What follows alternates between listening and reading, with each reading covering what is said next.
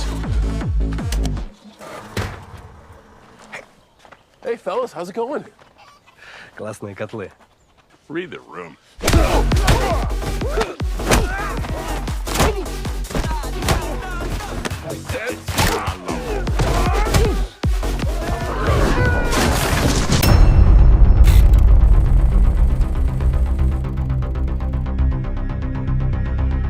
Halo guys, selamat datang kembali di Rush Cinema.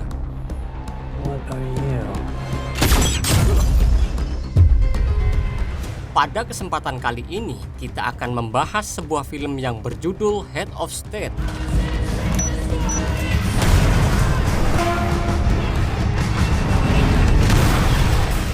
Film ini menceritakan tentang dua pemimpin negara yang terlibat dalam persaingan publik yang sengit antara Presiden Amerika Serikat dan Perdana Menteri Inggris.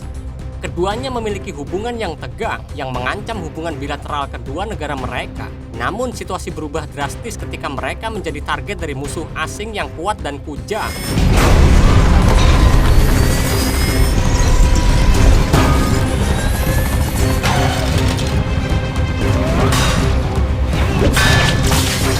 Tanpa basa-basi lagi, langsung saja kita simak alur ceritanya.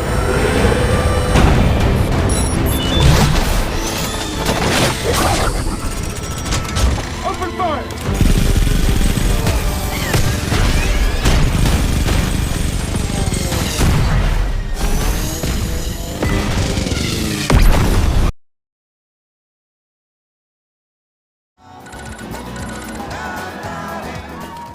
Film diawali dengan diperlihatkannya para warga yang sedang melakukan tradisi La Tomatina di Spanyol.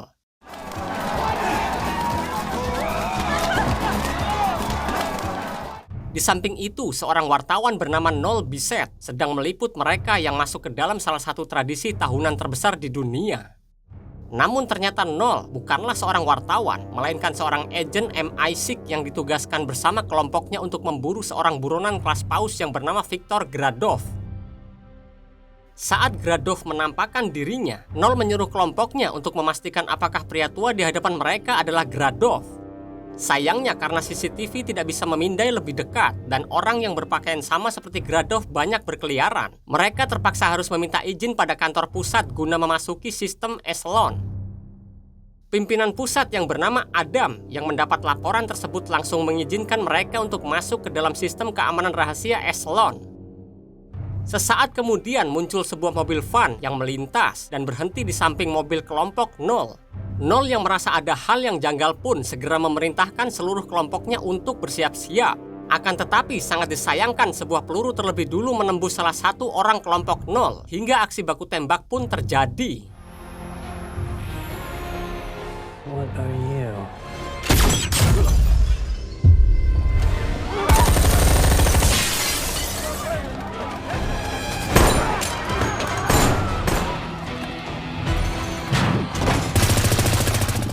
Lalu seorang hacker handal yang bernama Arthur Hammond ditugaskan untuk memasuki dan meretas sistem Eselon.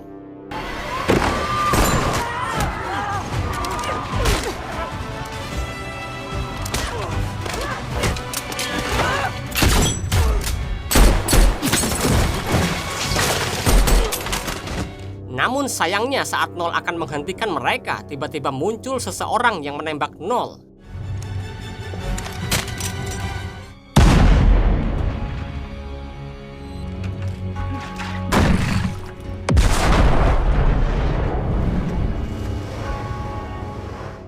Sementara itu, di sisi lain terlihat seorang Perdana Menteri Inggris yang bernama Sam Clark terbangun dari tidurnya dan melihat sebuah berita dari Presiden Amerika yang bernama Will Derringer yang baru saja tiba di wilayahnya sebelum pertemuan NATO dan menghadiri konferensi pers. Dari siaran di televisi diketahui ternyata Will merupakan seorang aktor film ternama yang sangat hebat dan digemari banyak orang. Pagi harinya, Sam pergi berolahraga sembari mendengarkan berita tentang krisis yang terjadi di Polandia sekaligus beberapa agen MI6 yang gugur di Spanyol. Mendengar nama Noel yang juga mate, Sam seketika lemas dan mengakhiri kegiatannya. Beberapa waktu kemudian di istana Buckingham, terlihat keluarga kerajaan yang menjamu Will beserta para warga yang sangat antusias menyambut kedatangan Will. Semua itu membuktikan kalau hampir seluruh masyarakat London menyukai Will. Lalu setelah itu, Will bersama anak dan istrinya yang bernama Kate Derringer dihampiri oleh asisten Will yang bernama Simon Bradshaw yang menyuruh Will untuk segera bersiap-siap. Sama halnya dengan Will, Sam kini berada di ruangan lain dan sedang bersiap-siap untuk melakukan konferensi pers bersama asistennya yang bernama Jack Gordon. Saat Will sedang berjalan melalui lorong bersama anggotanya, dia tidak sengaja berpapasan dengan Sam. Ternyata mereka berdua kini harus melakukan konferensi pers. Semua itu agar mencari tahu siapa yang layak menjadi pimpinan NATO. Meski terlihat kalau semuanya baik-baik saja, tetapi di dalam diri Will maupun Sam mereka ingin menjadi pemimpin NATO. Maka dari itu sebelum tampil, Will menyuruh Sam untuk tidak membahas kejadian tragis di Spanyol.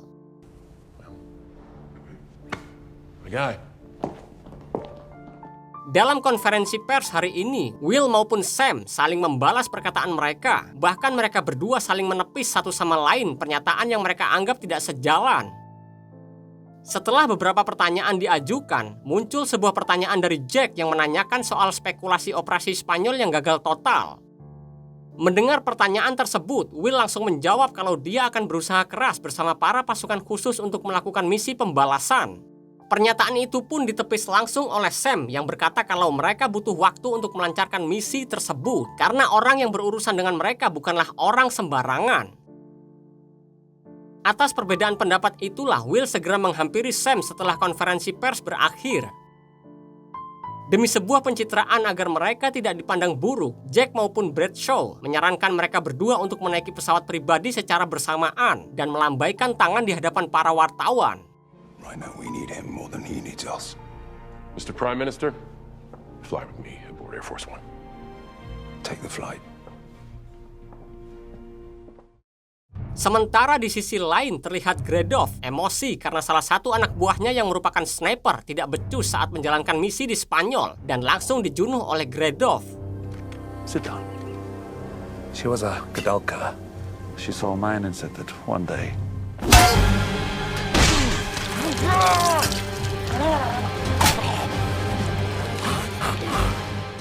Beberapa jam kemudian terlihat Sam dan Will dengan senyum palsu mereka perlahan menaiki pesawat, bersalaman, dan melambaikan tangan di hadapan para wartawan.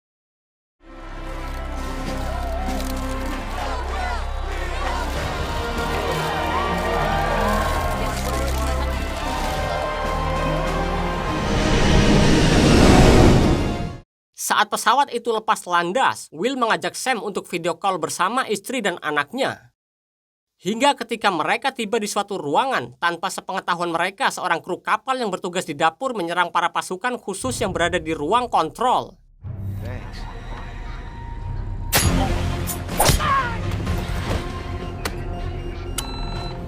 Akibat tindakan tersebut, akhirnya kelompok Gradov berhasil mendekati pesawat yang ditumpangi Will dan juga Sam. Menyadari ada hal yang tidak beres di tengah perdebatan mereka, Will yang melihat sebuah pesawat berada sangat dekat dengan mereka segera mengajak Sam untuk pergi dan tidak lama kemudian kekacauan pun terjadi.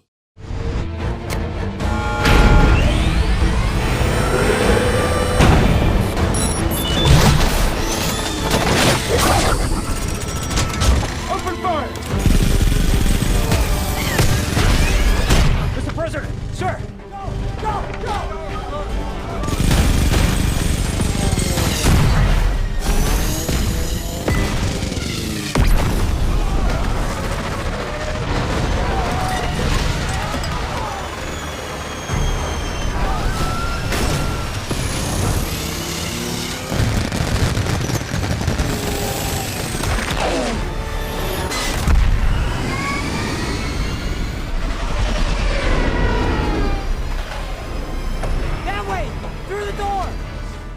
Karena keadaan yang tidak memadai, seorang pengawal menyuruh mereka berdua untuk terjun dan pergi ke rumah aman CIA yang terletak di Polandia. Get to Golden Mountain Mining Company! And ours is to survive! Put him on all these people!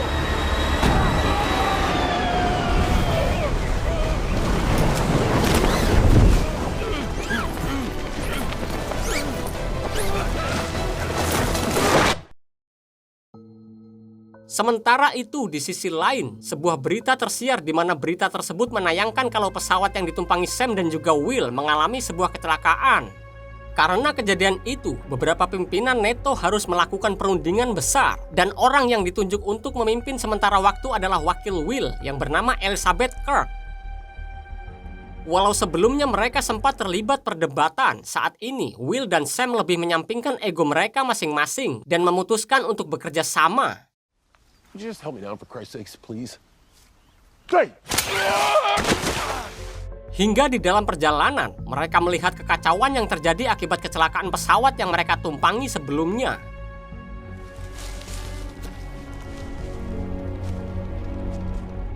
Sementara itu, di Italia terlihat Elizabeth yang memimpin sebuah rapat bersama para petinggi NATO.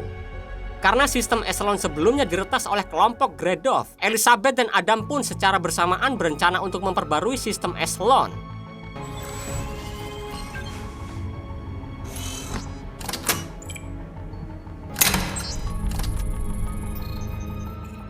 Mengetahui hal tersebut, Arthur yang hebat dengan cepat melakukan proses peretasan.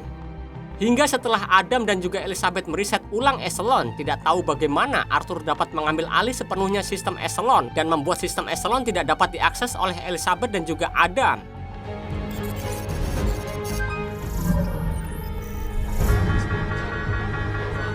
We are now in control of it. Setelah beberapa jam melakukan perjalanan, Sam dan juga Will tiba di sebuah pedesaan. Mereka berdua yang melihat sebuah mobil terparkir berniat untuk mencuri mobil tersebut.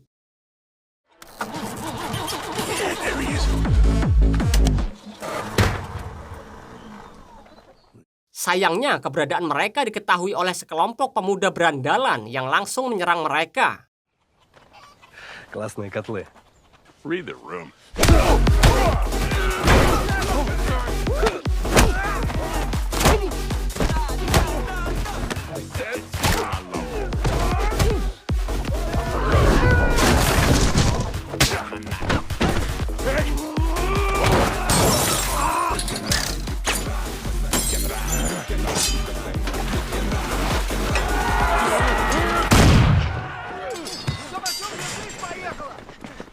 Dan tidak lama kemudian muncul seorang wanita paruh baya yang menghentikan keributan tersebut. Disitulah Sam dan Will meminta maaf sekaligus meminta wanita itu untuk mau mengantarkan mereka melalui perbatasan menuju ibu kota Warsawa. Dengan baik hati, wanita itu mau mengantarkan mereka walau Sam dan Will harus duduk berdampingan dengan para domba. Setelah berjam-jam melalui perjalanan, mereka akhirnya tiba di perbatasan. Disitulah keberadaan Will dan Sam hampir saja diketahui oleh penjaga perbatasan.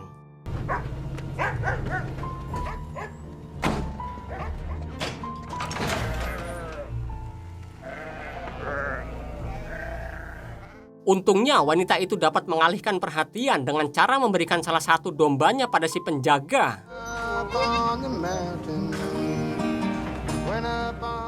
Kemudian Will dan Sam akhirnya tiba di lokasi dengan selamat.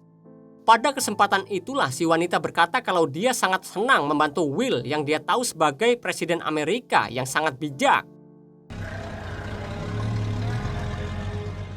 Setelah berpisah dengan wanita itu, mereka berdua kemudian memasuki rumah aman CIA. Tapi sangat disayangkan keberadaan mereka diketahui oleh Gradov yang langsung mengutus para anak buahnya untuk menyerang mereka.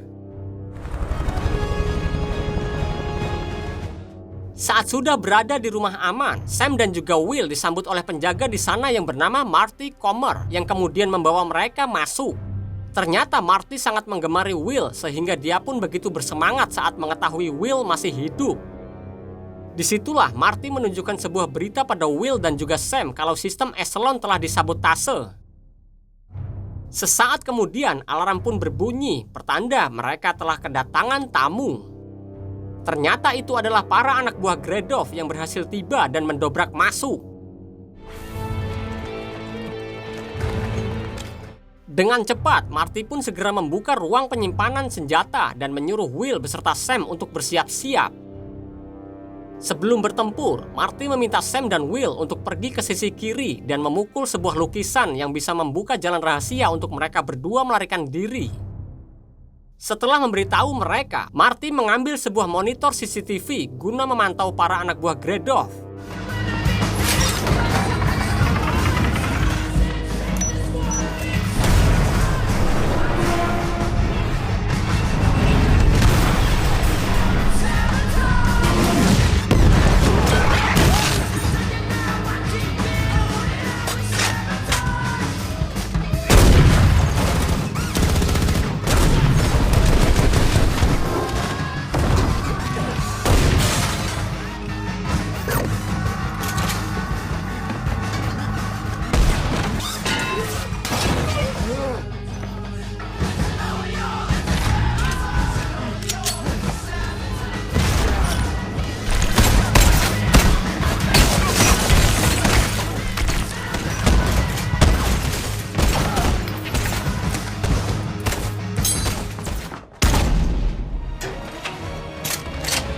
No, this way. He said right. Oh, God damn it.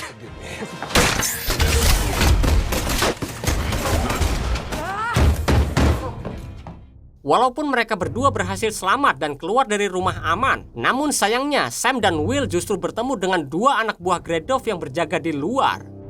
Untungnya tidak lama kemudian muncul sebuah mobil polisi yang menabrak para penjahat itu.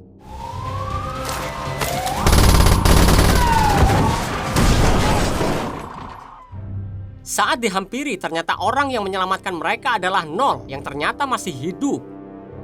Mengetahui hal tersebut, Noel maupun Sam mereka sama-sama terkejut karena sama-sama mengira kalau orang yang ada di hadapannya telah mati. Ternyata beberapa waktu lalu, Noel berhasil selamat dari peristiwa naas di Spanyol dan pergi menyelidiki kelompok Gradov sendirian hingga tiba di tempat itu.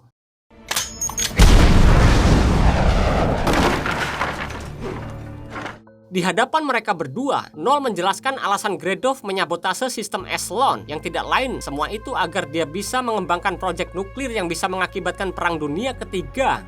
Akan tetapi, meski Gradov berhasil menyusupi sistem keamanan Eslon, dia harus mendapat persetujuan dari petinggi NATO. Dan di situ diketahui bahwa Gradov tidaklah bekerja sendirian, melainkan dibantu oleh anaknya yang ternyata adalah salah satu mata-mata di antara para petinggi NATO. Sementara itu, di tempat lain, alih-alih membicarakan rumah aman CIA yang diserang dan bisa jadi kalau Sam beserta Will masih hidup, Elizabeth justru menyuruh Bradshaw untuk segera bersiap-siap dan mengundang sebagian petinggi NATO untuk melakukan rapat untuk membahas rencana lain. Kembali ke Noel dan yang lain yang saat ini berniat untuk pergi ke suatu tempat menggunakan kereta api.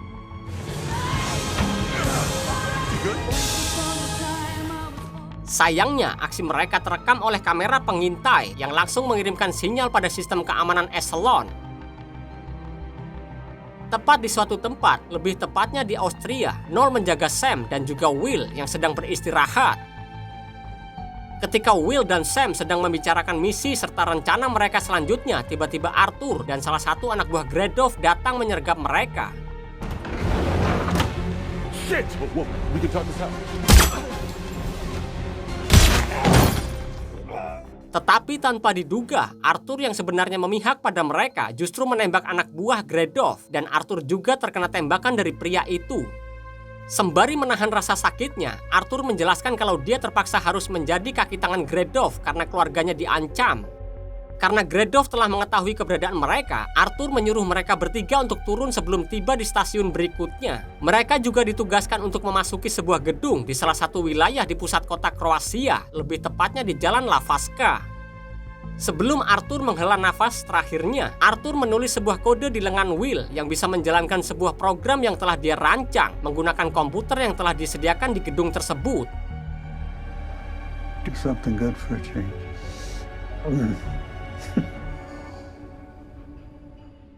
Karena kereta melaju sangat kencang, sempat terjadi perdebatan di antara mereka bertiga. Tetapi daripada harus mati diberondong peluru oleh anak buah Gradov, mereka bertiga terpaksa melompat dari kereta yang masih berjalan.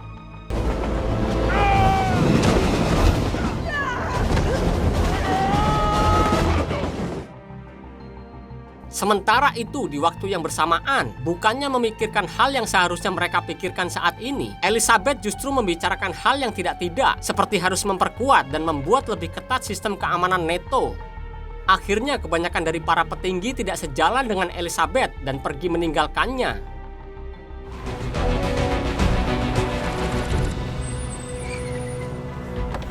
Beberapa waktu setelah itu, setibanya Will, Sam, dan Noel di suatu tempat, Noel bergegas mengajak Will dan Sam untuk pergi menuju lokasi yang sebelumnya ditunjuk oleh Arthur.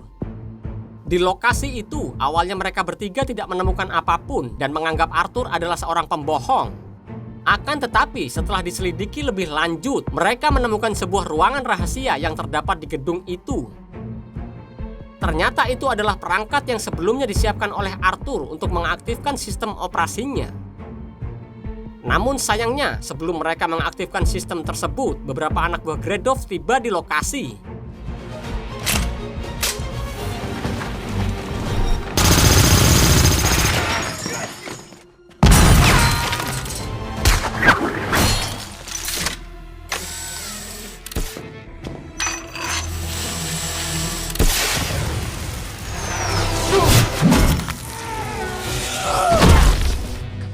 Kemudian, Noel dan Will menemukan sebuah nama yaitu Bradshaw yang selalu berkomunikasi dengan Gredov. Disitulah Will merasa kalau Bradshaw bukanlah pelakunya karena dia tahu bagaimana asistennya itu bekerja.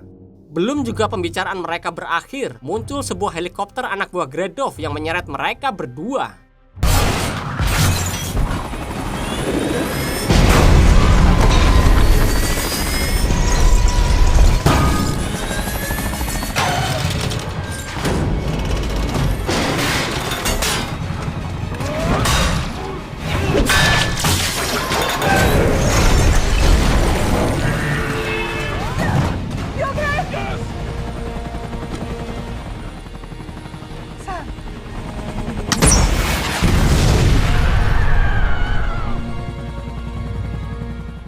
Melihat kejadian naas tersebut, Noel yang emosi mengajak Will untuk segera terjun dan menyelamatkan diri. Semua itu dia lakukan agar Noel bisa membalaskan dendamnya atas kematian Sam barusan pada Gredov.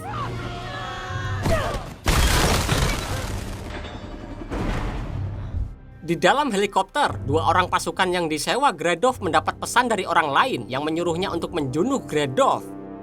Menyadari kalau dirinya telah dikhianati, Gredov pun menjunuh dua pasukan tersebut.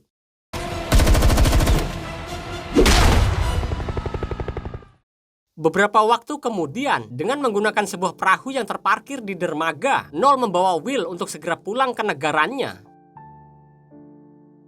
Ketika di tengah perjalanan, Noel bercerita dan berkeluh kesah tentang kematian Sam barusan. Ternyata Sam adalah mantan kekasih Noel yang sangat dia cintai.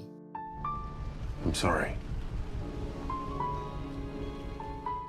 Pagi harinya, Will menghubungi Elizabeth yang tampak syok saat mengetahui kalau Will masih hidup. Dalam panggilan itu, Will meminta Elizabeth untuk memperlambat acara rapat pentingnya karena dirinya sebentar lagi akan tiba dan memimpin rapat tersebut. Setelah panggilan itu berakhir, Will dijemput oleh pengawalnya. Tetapi lagi-lagi ternyata itu semua jebakan yang sengaja dirancang agar salah satu orang pengawal sewaan seseorang yang ternyata adalah anak buah Elizabeth agar dapat menjunuh Will dengan mudah. Tanpa sepengetahuan mereka, Gredov juga memerintahkan para anak buahnya untuk menjunuh Will.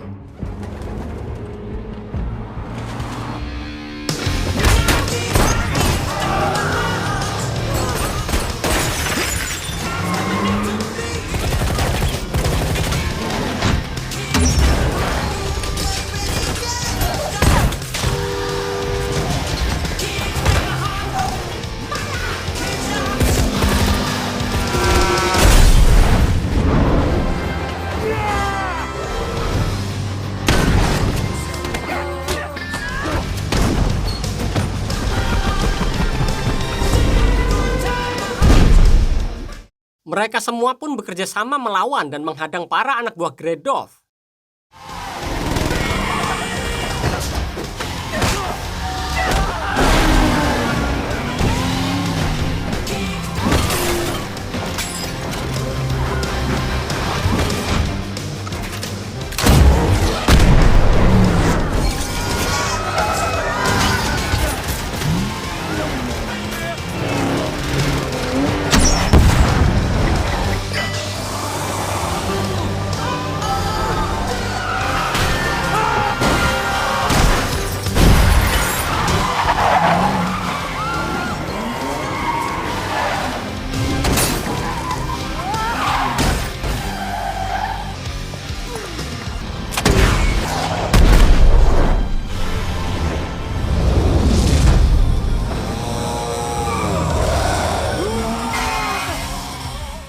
Setelah bersikeras melawan dan melumpuhkan seluruh anak buah Gredov, akhirnya mereka tiba di lokasi.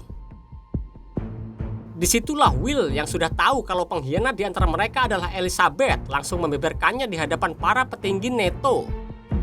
Akan tetapi, tidak lama kemudian, tiba-tiba Gredov yang sadar kalau orang yang berkhianat padanya adalah Elizabeth langsung menembak wanita itu hingga terjadilah kekacauan di situ.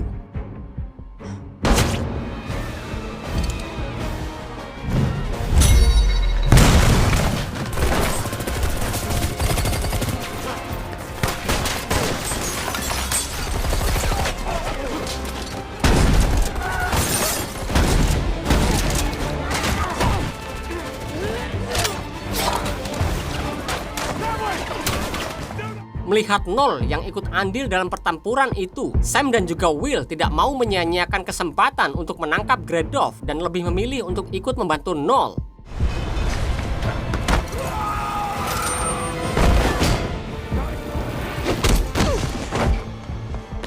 Saat Noel bertarung dengan salah satu anak buah Gredov, mereka berdua fokus mengejar Gredov yang pergi ke suatu ruangan.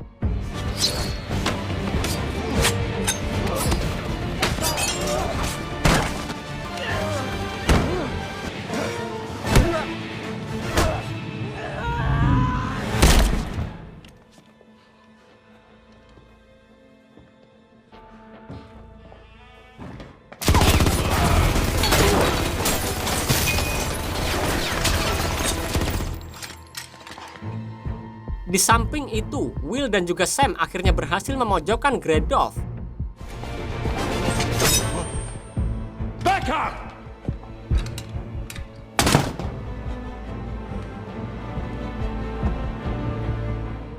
Ketika Gredov menaiki helikopter dan hendak pergi, mereka berdua pun kemudian melancarkan sebuah aksi yang terdapat di dalam salah satu film yang pernah dibintangi Will.